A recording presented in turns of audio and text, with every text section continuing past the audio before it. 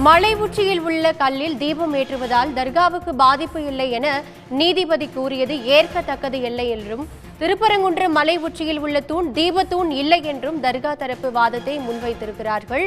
தர்கா அருகில் உள்ளது சர்வே கல் என்றும், சமணர் காலத்து தூண் என்றும் பல வேறுபாடுகள் உள்ளன என்றும் அவர்கள் தெரிவித்திருக்கிறார்கள். சிறுபான்மை சமுதாயத்தினர் தங்களுக்கு ஒதுக்கப்பட்ட இடத்தை பயன்படுத்துவதில் பல்வேறு இடையூறுகள் ஏற்படுவதாகவும், 1920ஆம் ஆண்டின் தீர்ப்பின்படி தர்கா நிர்வாகம் தனது உரிமையை நிலைநாட்ட போராட வேண்டி இருப்பதாகவும் அவர்கள் தரப்பிலிருந்து நீதிமன்றத்தில் அவர்களது வாதத்தை முன்வைத்திருக்கிறார்கள். இது குறித்தான அண்மை செய்தியை தற்பொழுது நாம் பார்த்துக் கொண்டிருக்கிறோம். இஸ்லாமியர்கள் ரம்ஜான், பக்ரீத் நாட்களை நெல்லித்தோப்பு பகுதியில் தொழுது வந்தார்கள்.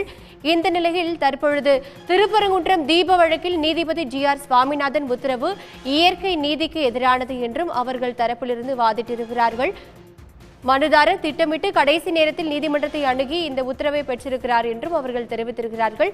இதுகுறித்து மேலும் தகவல்களை பதிவு செய்வதற்காக இணைகிறார் செய்தியாளர் செல்வகுமார். செல்வகுமார், விவரம் என்ன?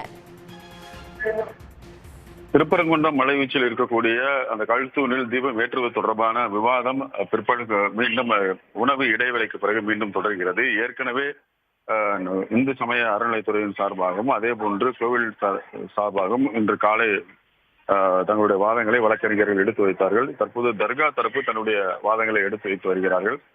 தங்களுக்கு உரிய அவகாசம் வழங்கப்படவில்லை.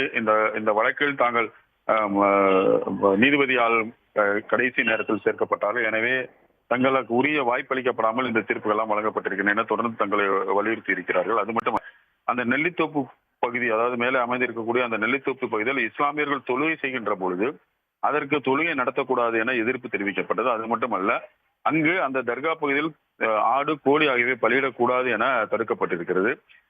அப்போது இந்த ஆடு, கோழி பலியிடக்கூடாது என்பதற்கு உரிமை நீதிமன்றத்தில் சென்று வழக்கு தாக்கல் செய்து நிவாரணம் பெற்றுக் கொள்ள வேண்டும் என்று கூறினார்கள். எனவே அதே போன்ற கருத்து தான் தற்பொழுது இந்த தீபம் ஏற்றுவது தொடர்பாக, அதாவது உரிமையியல் நீதிமன்றத்தில் சென்றுதான் இது போன்ற வழக்குகளை எல்லாம் தீர்வு காண முடியும் என தர்கா தரப்பில் தொடர்ந்து தங்களுடைய வாதங்களை எடுத்து வைத்திருக்கிறார்கள். தர்கா தரப்பில் தர்காவில் இருந்து குறிப்பிட்ட தூரம் தாண்டி எங்கு வேண்டுமானாலும் தீபம் ஏற்றலாம் என தனி நீதிபதி உத்தரவு பிறப்பித்திருப்பது ஏற்க முடியாது. இந்த சிக்கந்தர் தர்கா என்பது முழுமையாக இஸ்லாமியர்களுக்கு பாத்தியப்பட்ட ஒரு இடம். அது மட்டுமல்ல, அங்கு எந்தவித வசதிகளோ தற்போது இல்லை. இது குறித்தெல்லாம் மனுக்கள் தாக்கல் செய்கின்ற பொழுது இதையெல்லாம் நீங்கள் உரிமையியல் நீதிமன்றத்தில் சேர்ந்து உங்களுடைய உரிமைகளை பெற்றுக்கொள்ள வேண்டும் என்று அப்போது உயர்நீதிமன்றம் உத்தரவு பிறப்பித்திருக்கிறது.